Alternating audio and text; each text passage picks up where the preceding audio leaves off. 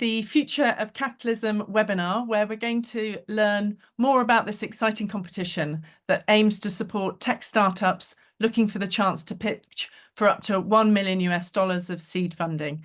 My name's Jane Barrett, and I'm an executive coach and your host today.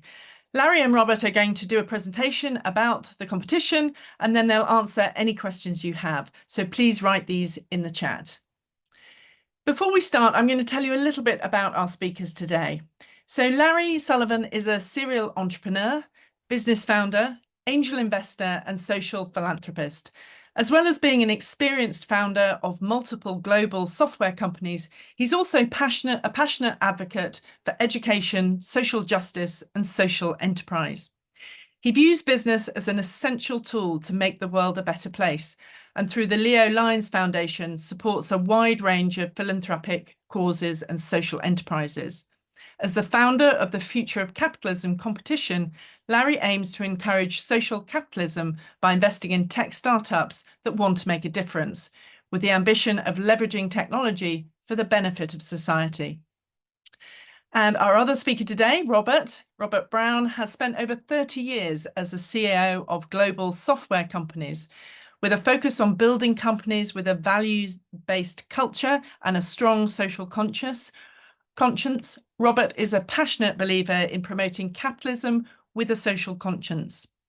In his opinion, capitalism is the only proven economic system, but capitalism without a social conscience places wealth in the hands of fewer and fewer people, which can have a detrimental effect on society.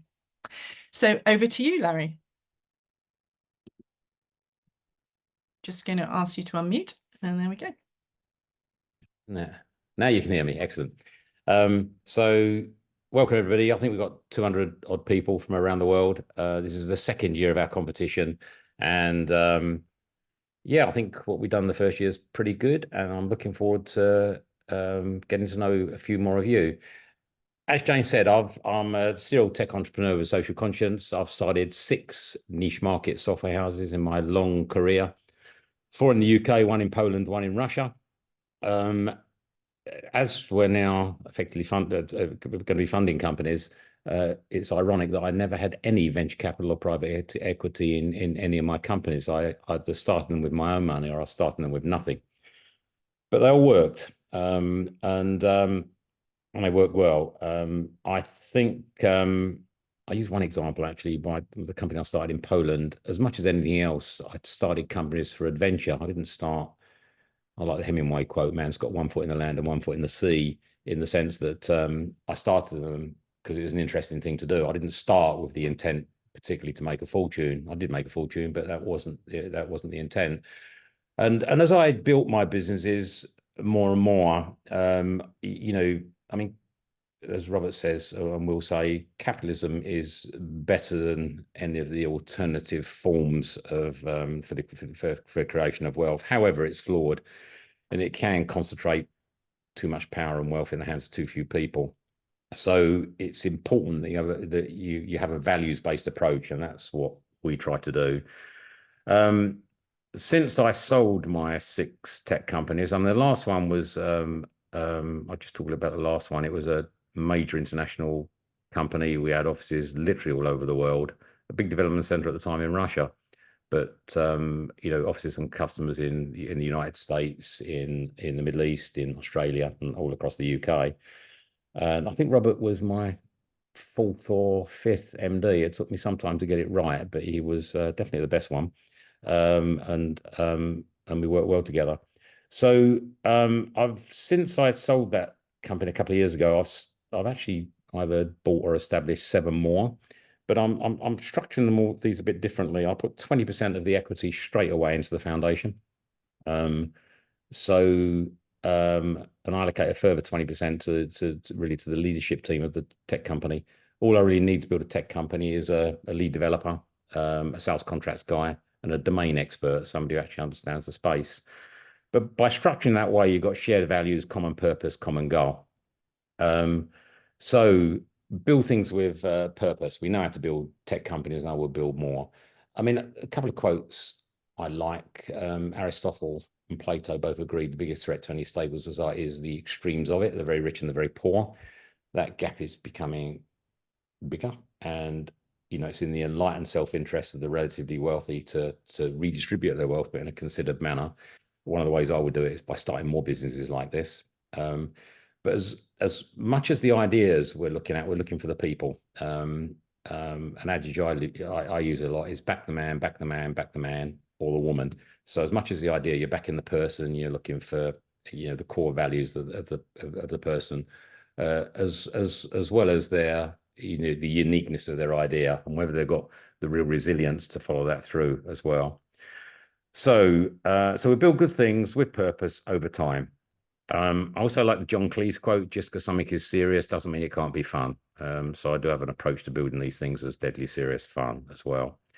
On the foundation side, we've been operating, we had the foundation around for about 20 years. I changed the name from the Coins Foundation to the Leo Line Foundation a couple of years ago after I sold the Coins company. And we've done some great stuff over 20 years. We worked with a couple of really good NGOs. One I'll mention, PEAS, Promoting Equality in African Secondary Education. We funded 8 schools now in Uganda and Zambia with them. But I think the thing I'm proudest of in the UK, I've got a daughter myself with cerebral palsy. I started my first special needs school 20 years ago in a former United Reformed Church. We started with 3 kids. There's now over 100 kids in that school. I think we've had about a dozen graduates now, 3 master's degrees from neurodiverse kids. I'm very much influenced by the work Ken Robinson. If you haven't seen it, link in and watch his TED Talk. It's the most watched TED Talk ever. It talks about lack of creativity in education. One of the companies I bought recently is an ed tech company. I think education is going to go personalized, digitized, tutored, mentored. And I think it will start with the neurodiverse. We plan 10 more schools across the UK, neurodiverse schools across the UK. So we're using our relative success for good social purpose, and it's important that you do that. So I think that's my 10 minutes. I'm ready for questions afterwards, but I'm going to hand over to Robert now, and he'll tell you a bit more about the competition. Thank you. Thank you, Larry. Yeah, just sharing the slides now. So I'll just move on to the next one.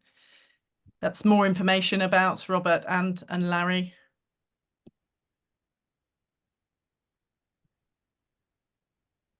You just carry on, Jane, a little bit. Yeah, and there's 2 QR codes about a bit more about Leo Line's company and the foundation as well. There is a lot in the foundation, so you could easily spend an hour on it, but look through the things that you're interested in. There's a whole host of things that we supported for a long time as well. Some of these, up to 20 years, we've been supporting these, and it's very important to stick with things as well.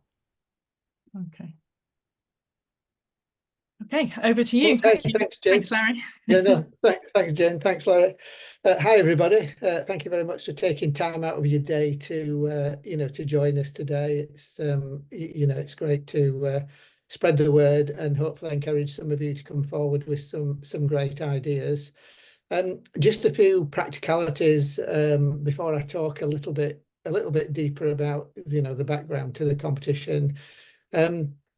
We are looking for startup companies here. So, typically those companies will be pre-seed or maybe at, looking for the first seed funding.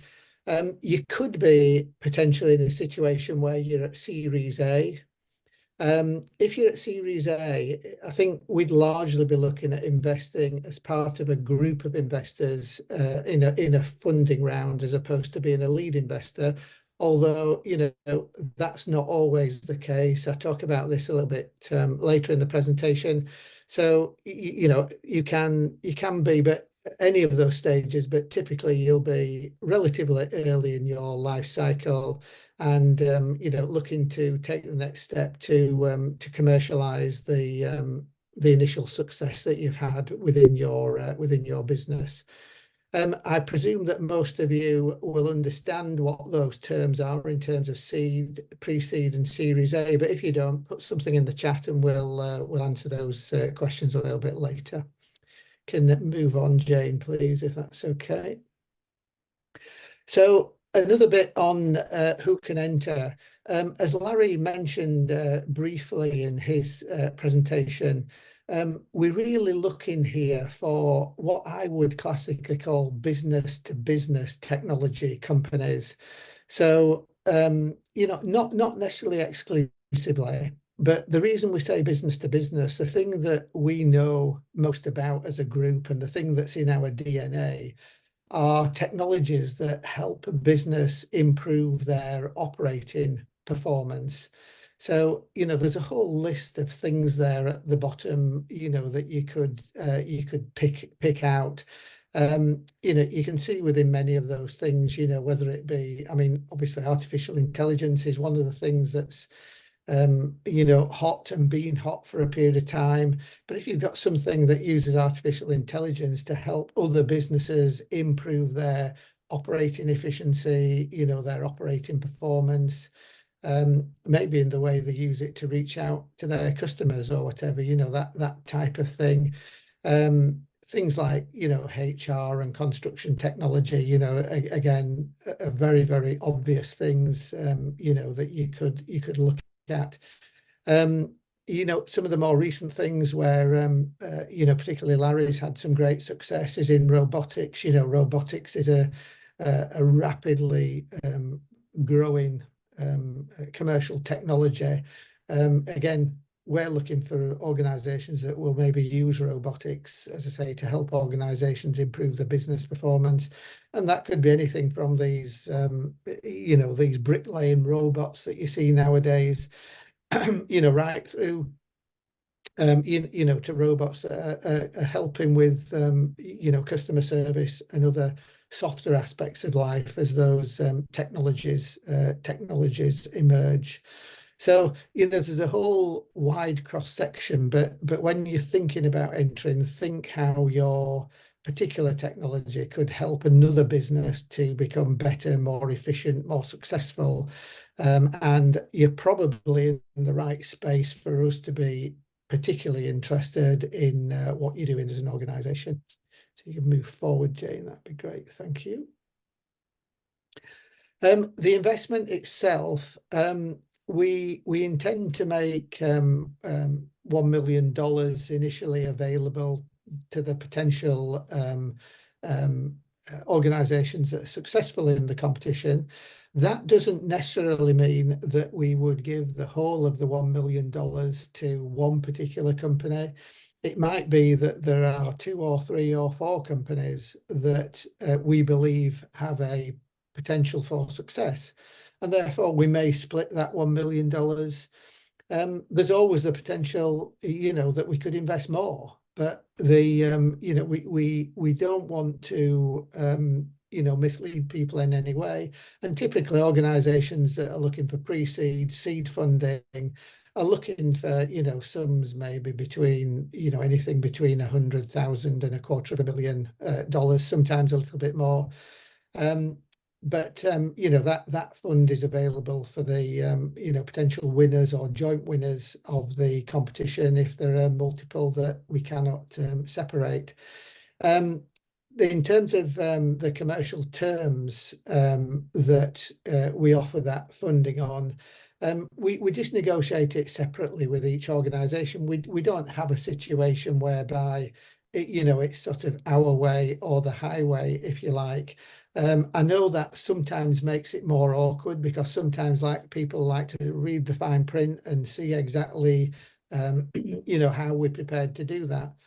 But when we say different terms and forms, you know, it could be, you know, it's most likely to be ordinary shares, but it could be preference shares.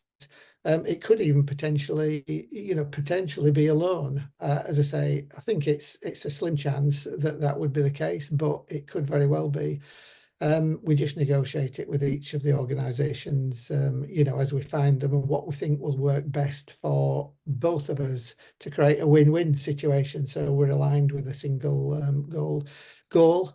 And at mutually agreed valuations, you know, everybody has an opinion on valuation, and you will find if you've raised money already or if you're in the process of raising money, or if you haven't got that experience, you know, one of the things you have to do with all investors and all investment rounds is agree an initial valuation of your business, because that will dictate what the percentage of the company, if shares are being bought, the money that you're being given will be provided to Leo Lion as an investment within your business.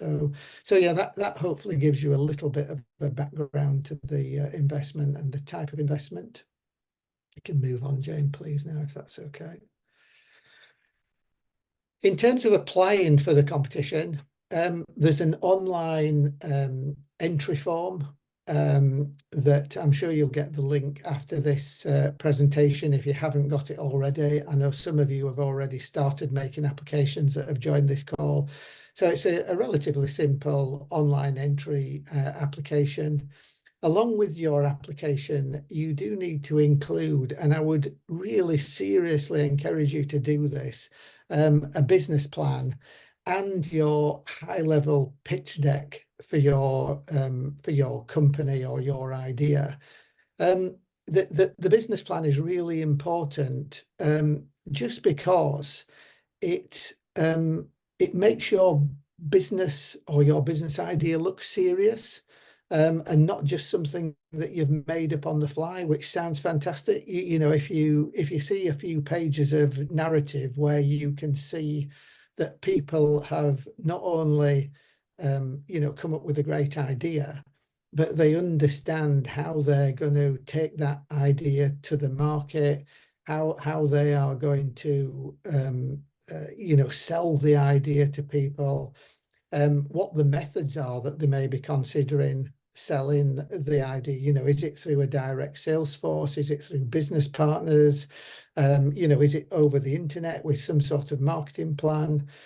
You know, so do take some care around a business plan. Listen, we're not looking for something that's you know 20, 30, 40 pages long.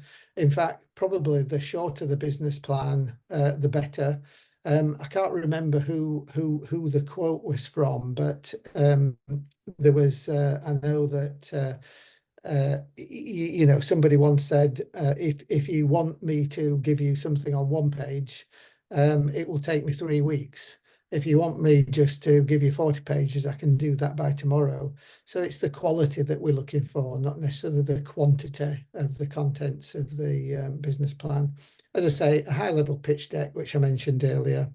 It is a global competition, so it's open to anybody, anywhere in the world, with the only exception that you need to submit your entry in English, which unfortunately, you know, myself in particular, I don't speak many languages, and, you know, translations are not great, so you must be able to submit it in English.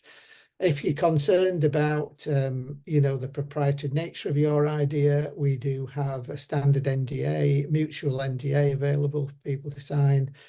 And the deadline for entries is the 30th of September this year. Thank you, Jane. Just want to say a little bit about the pitch day. For any of you that are successful and get through to the final, the pitch day is on Wednesday, the 12th of February next year. It's at the Warwick Business School, which is based at the Shard in London. This is an absolutely spectacular venue, by the way. You know, for those of you that know the Shard, it's largely a glass-fronted building.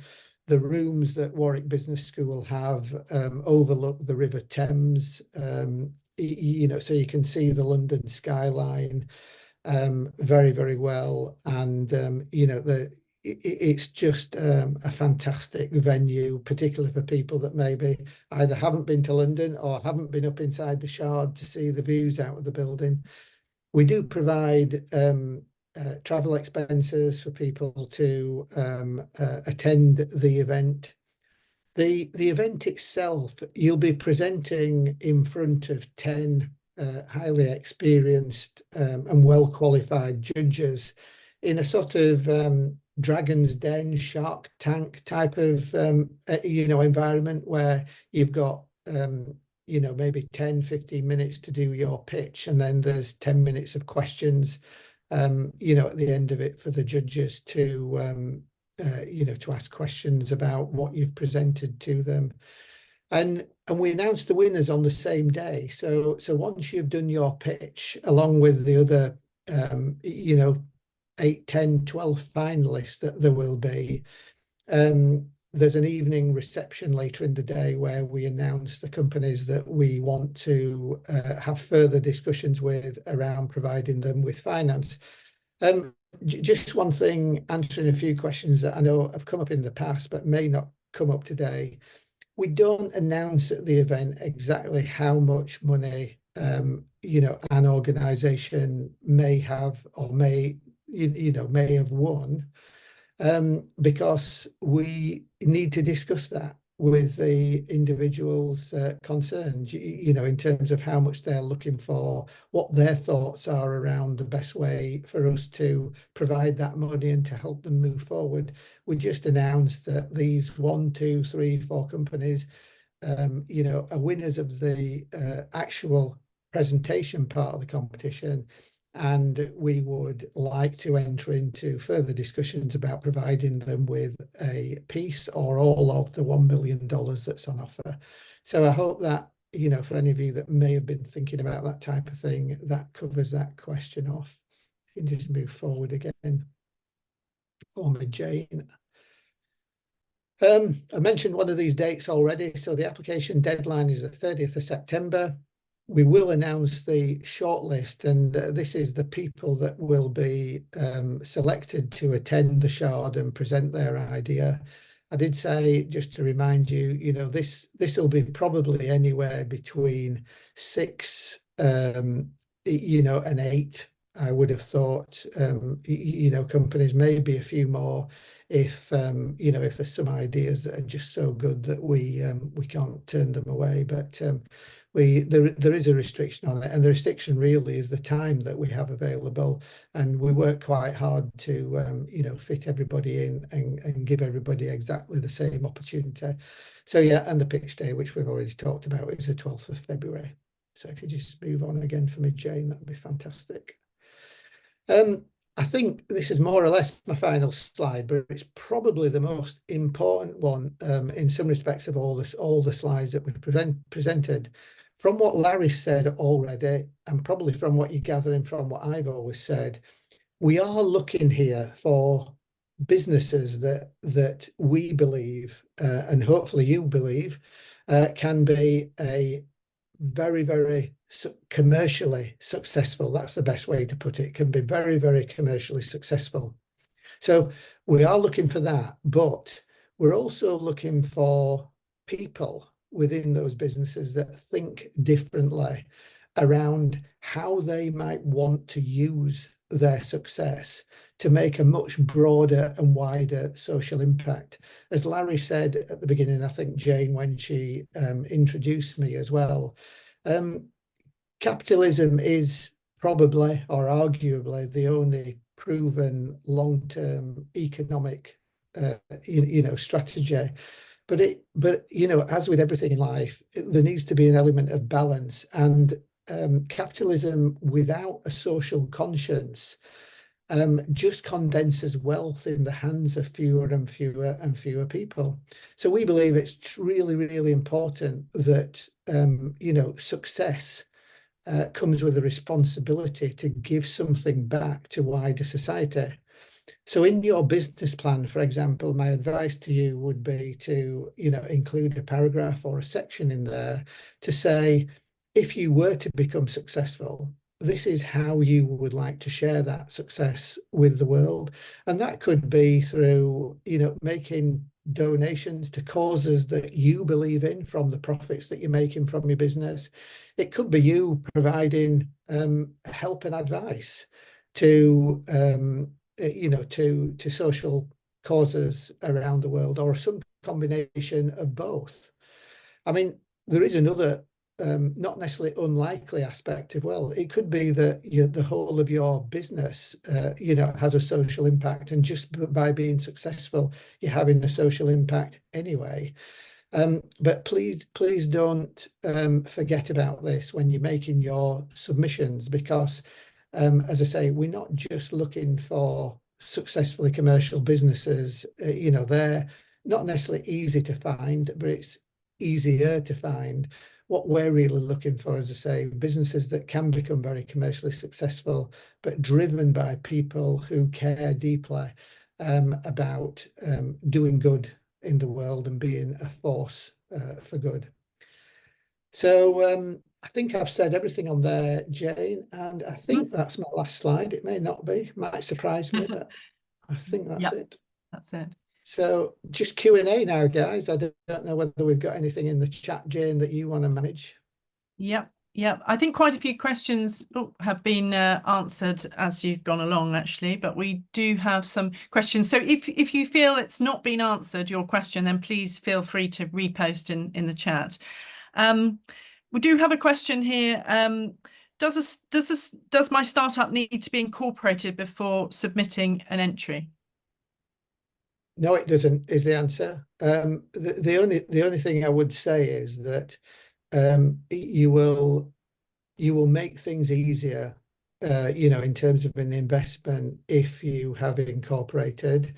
And obviously, from the point of view of competing effectively within the competition, it's advantageous whether you're incorporated or not incorporated to have some proof point that your idea is something that people would be prepared to pay money for.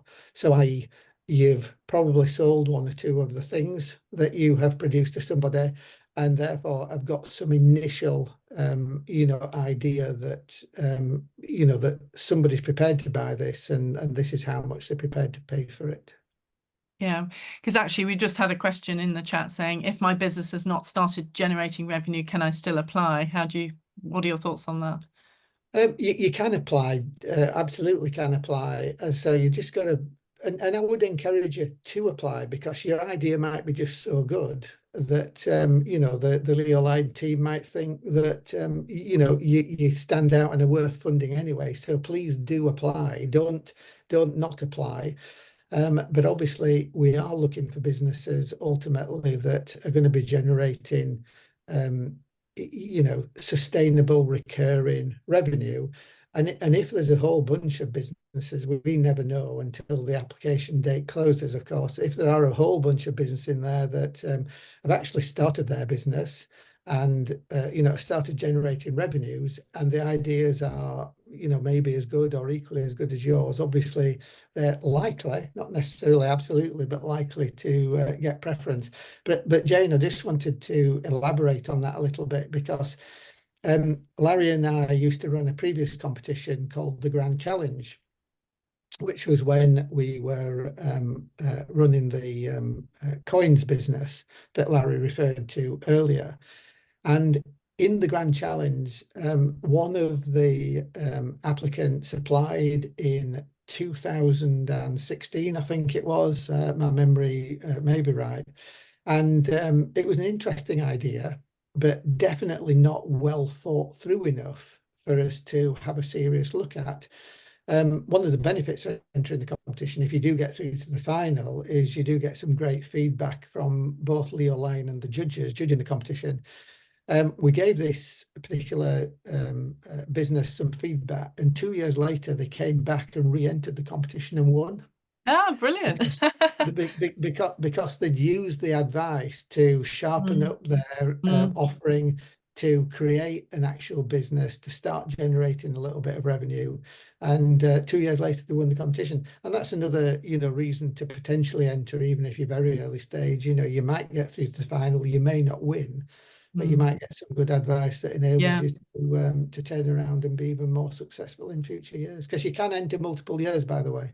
Yeah, we did actually have a question here about you're not limiting this to first-time entrepreneurs. You could be a second-time entrepreneur. Exactly. Yeah, any stage. Yeah, we've had people from literally 18 to 68 years old into various competitions in the past. So yeah, we're definitely not ageist.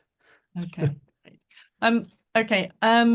So is there a specific preference when it comes to hardware and software?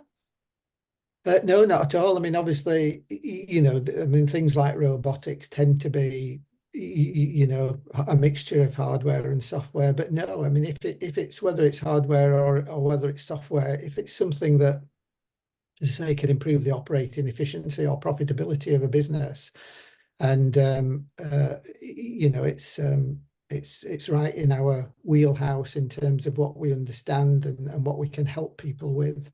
And so, yeah, no, it's irrelevant, really. I'm assuming we have somebody's asked, what if I've already launched my website and it's based on transportation? Can I apply? Presumably you can, but it needs to be software.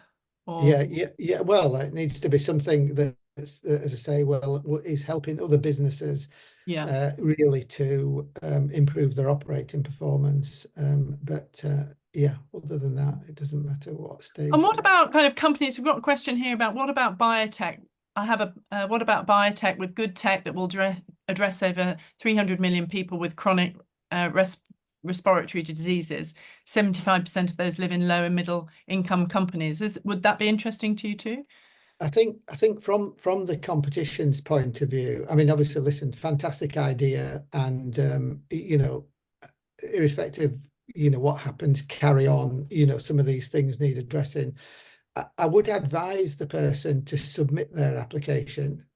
However, it wouldn't be part of our core focus of the competition because we're looking at more business to business, and that's partly because none of us within the Leo Lion organization are experts in biotech and medtech and other things like that. But I'd advise you to submit it, because although you may not get through to the final, if we think it's a good idea, we may get in touch with you outside of the competition or give you some hints and tips as to who you could talk to get some good advice as to where to go next. But it's not quite in our wheelhouse in terms of our knowledge and understanding. So we, you know, as I say, it might not get through to the final, but we could, you know, potentially offer some help. Yeah, and I suppose we've had a couple of questions about health tech and med tech, whether they could apply. So presumably that's the same apply, answer, but it might sit outside the competition. Yeah. Okay, great. I've applied, but I've now had a lot more traction. Can I update my application, or do I need to reapply? That was do you know, it's the one we'll have to get back to them on that question, Jane, because I don't know once you've pressed the submit button. We can certainly, if you're willing to share your details, you know, just through the competition website, you know, you'll be able to email us something anyway, and we'd probably be able to update your you know, your application and your pitch deck through the back door. I just don't know whether you can do it on, you know, online, unless Jane's come in and just ask them to email competition@leolion.co. And that's the backdoor method where you know, listen, until the deadline, you know, we'll update it through the back door. Although, as I say, once you've submitted, I don't think you can do it through the online platform. So we've got a question around visas. Are you sending invitations for visa application purposes in Armenia? It takes about 2 months to get a UK visa.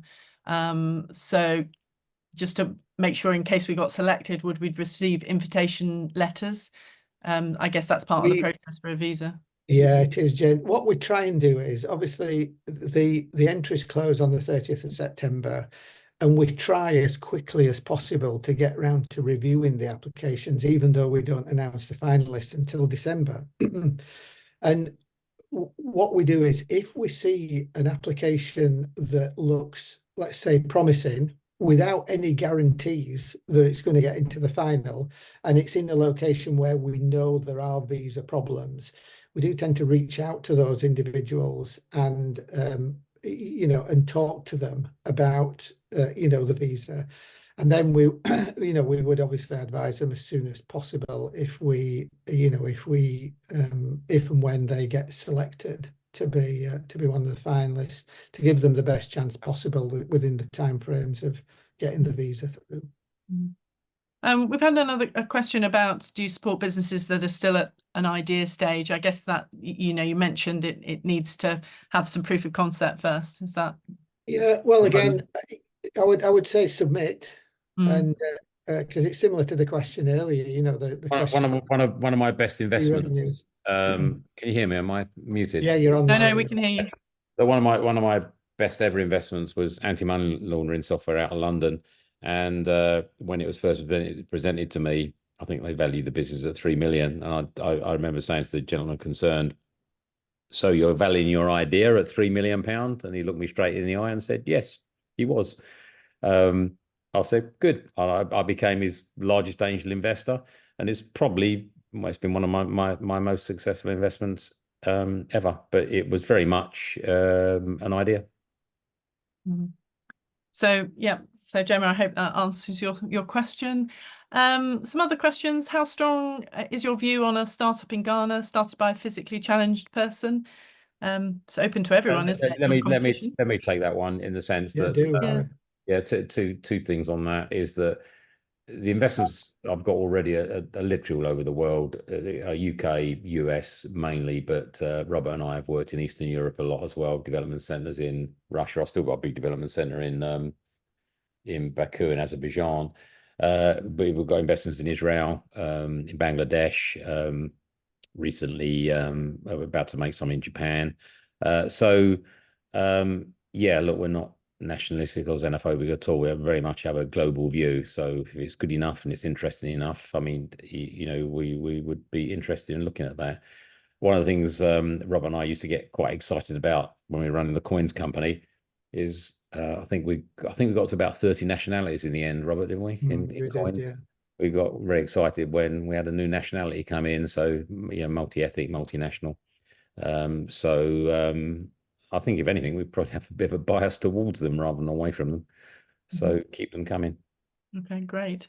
Another question about clean tech. We're in the clean tech space, building a future energy system in Africa. We have a deep tech energy trading platform, which we built, but it's still in the pilot phase. Can we apply with this?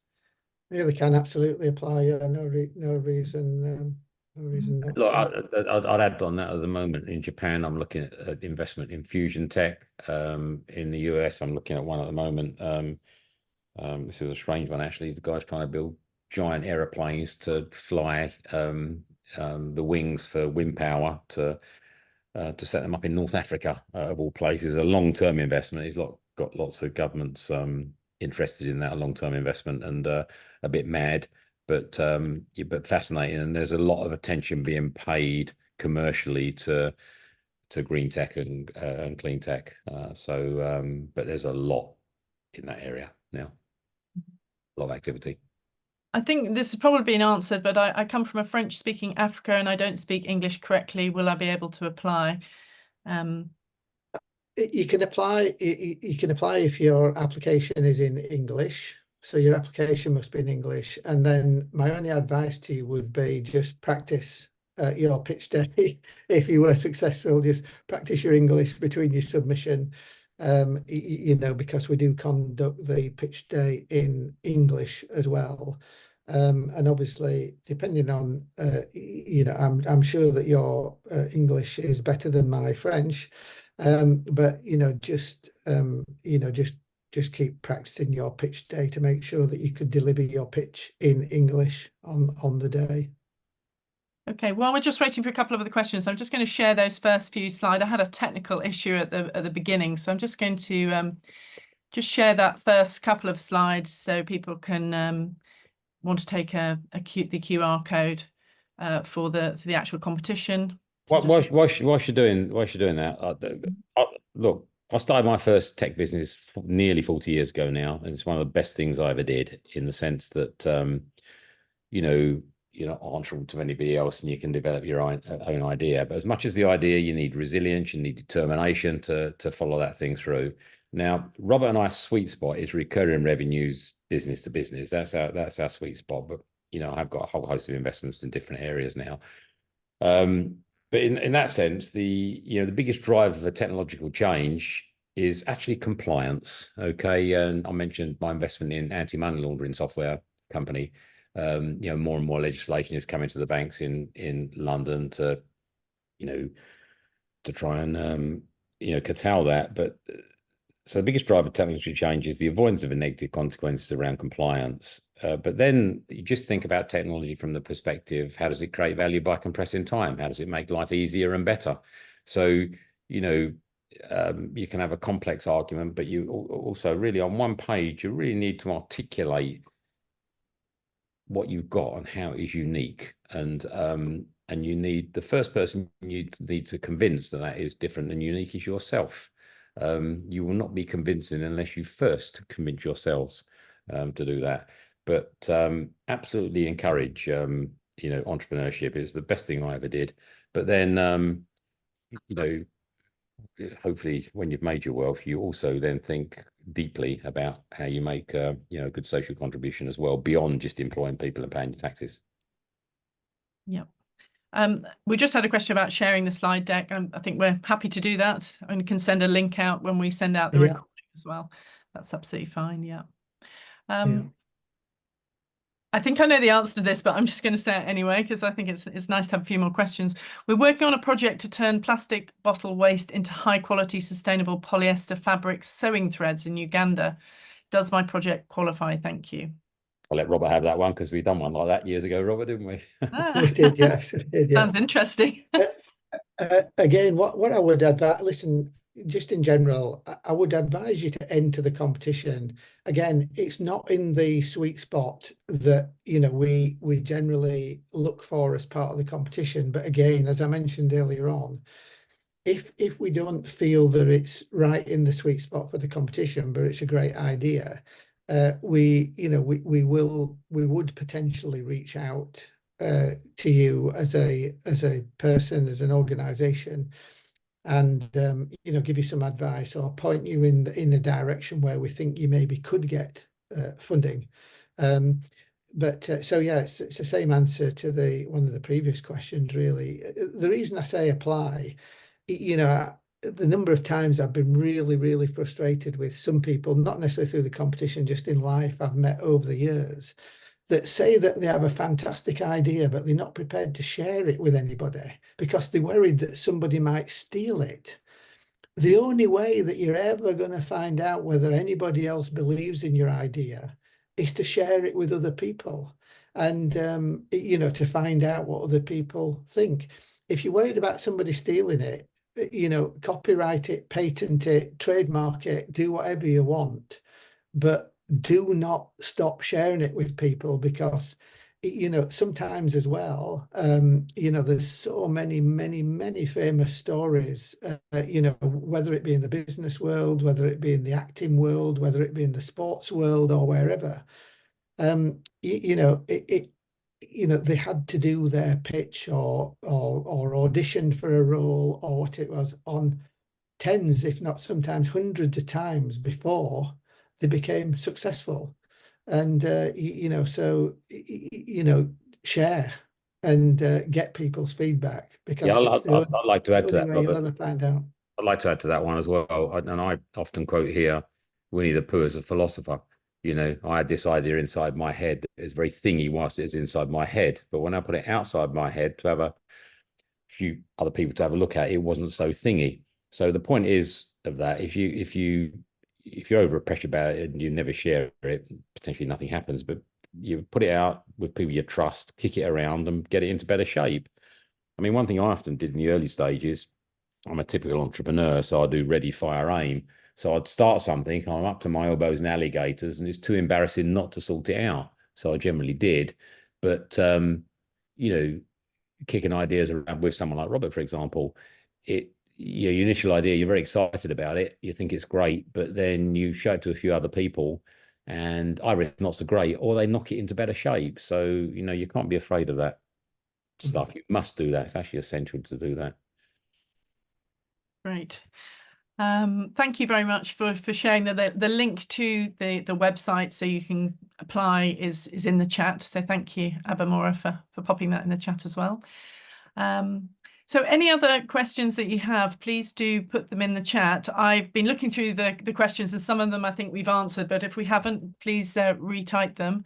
I think we've got another extra question. I'm building a startup in Colombia. Does this qualify?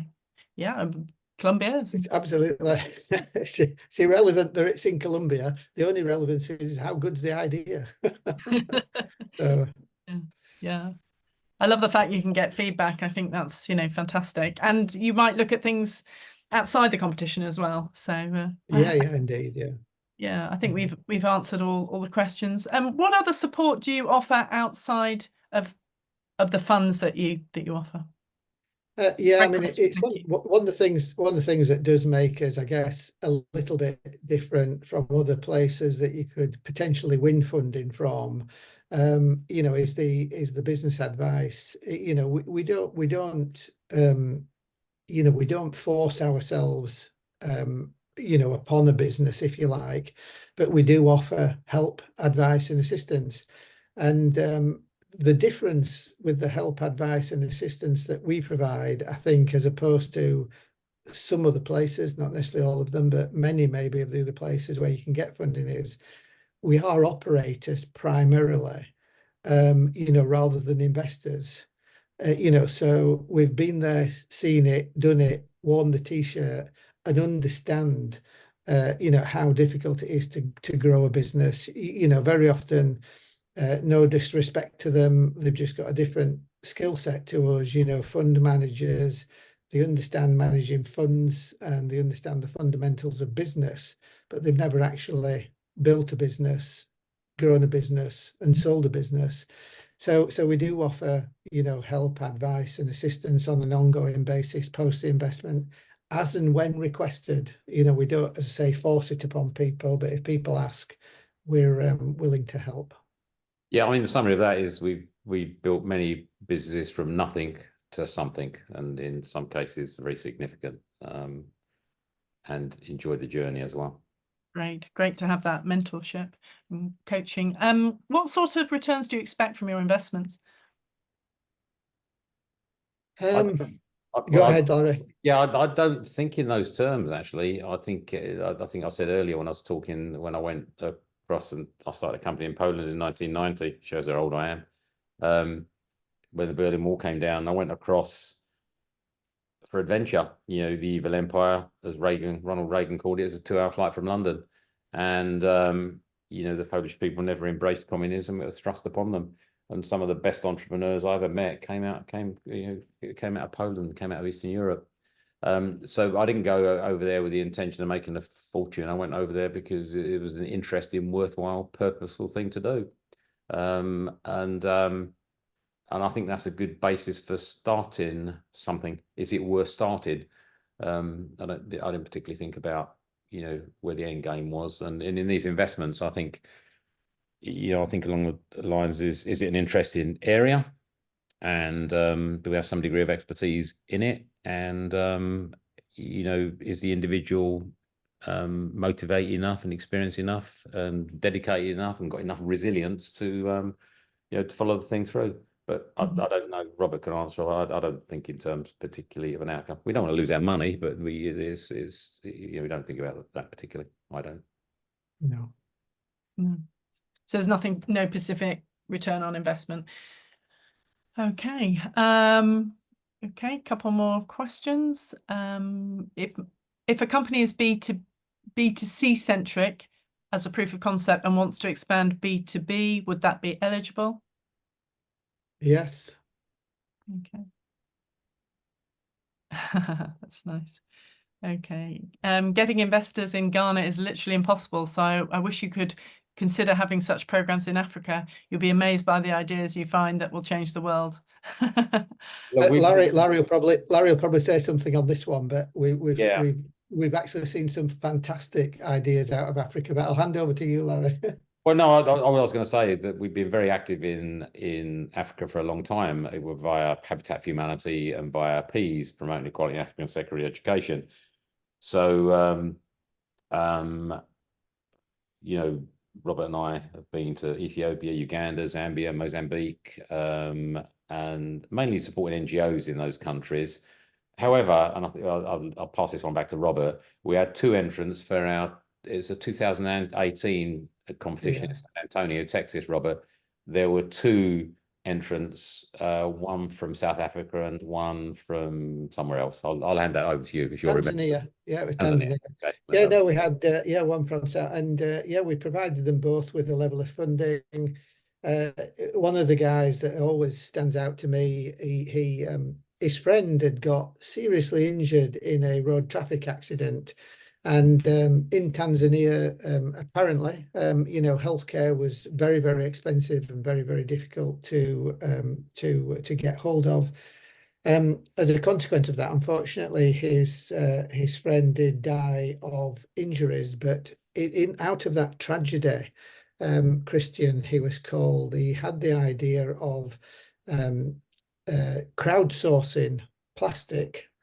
And from the crowdsourced plastic, he created extruded plastic building materials, which he then sold to people to build houses. And he used the profits from the business to provide healthcare for the people that were providing him with the crowdsourced plastics in the first place, recognizing that there was a big social problem that needed addressing. And it's fantastic. I mean, the idea in itself wasn't revolutionary. People extrude plastics all over the world all of the time, but in Tanzania there was a serious problem with healthcare, and Christian, in his own way, used existing technologies to solve the problem. So if you travel to Africa much as well, it's called the African flower. There's just plastic bottles everywhere. So that was, with his efforts, that was a good way to clean up plastics, and less trees were chopped down as well. But yeah, we had a couple, and the South African lad was good as well. He was he was getting dumped building materials, gathering that together and building low-cost housing. And I think he came to San Antonio. First time we flew him to Joburg, to London, to New York, and to then to San Antonio. So he wasn't very clear where he was, but a magnificent young man. Yeah. Yeah. Excellent. Yeah, it can be. I've seen that question, Jane. Sorry, at the bottom. Yeah, it can be societal or environmental. It genuinely doesn't matter. Mm-hmm. And we've got one question here. What are the non-disclosure parameters around the tech stack and coding within the competition? Well, we have, I think I mentioned earlier on, we have a standard NDA, which you can request via the website. So, it's a mutual NDA, that we provide assurances that we will not, disclose any of the proprietary and confidential information that's been provided, and have a look at the NDA, and I think you'll be happy with it, and that should give you all the protection that you need, really. Okay, I hope that answered your question. That was an anonymous question, actually, but I hope that answered it. Please, if it didn't, let me know. I think that's it. So if there's anything I haven't answered, I think I've got everything. I've been looking in the Q&A as well. Please type that into the chat now if I haven't, but I think either Robert or Larry has covered that, or in their presentations they have. Okay, I think we're good. So yeah, that's just one final question. This is an interesting one. What is your biggest lessons you've learned from your investments? I'll let Larry answer that one. Back the man, or the woman. Really check out the person you're working with thoroughly. Is this a moral man? What's their purpose? Can you trust their integrity and their judgment? The integrity has to be there. Judgment, it's okay if you get things wrong. You can learn from it. So I'll say that's the biggest thing I've learned, and certainly as I get older in my later years, I'm really choosy who I spend my time with as well, in that sense.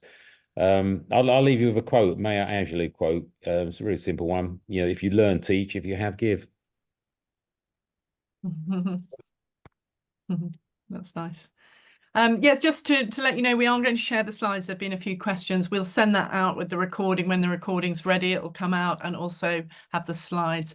Had lots of nice comments about thank you for sharing your knowledge, and it's given everybody a real insight into what you're really looking for. So thanks for your time, Larry and Robert, and thanks to everyone listening, and all the AI bots that are also there.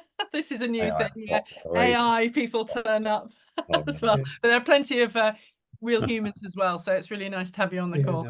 And thank you to you, Jane, for hosting. Yeah, It's thank great you. Sorry about the participation. technical hitch at the beginning. Thank you, Jane. And good we luck got to there. everybody. And absolutely, have my encouragement. Start your own business if you can. It's certainly the best thing I ever did. Okay. Brilliant. Thank you, everybody. Take care. Thanks, Bye. everyone. Thanks, Larry. Thanks, Robert. Thanks, guys.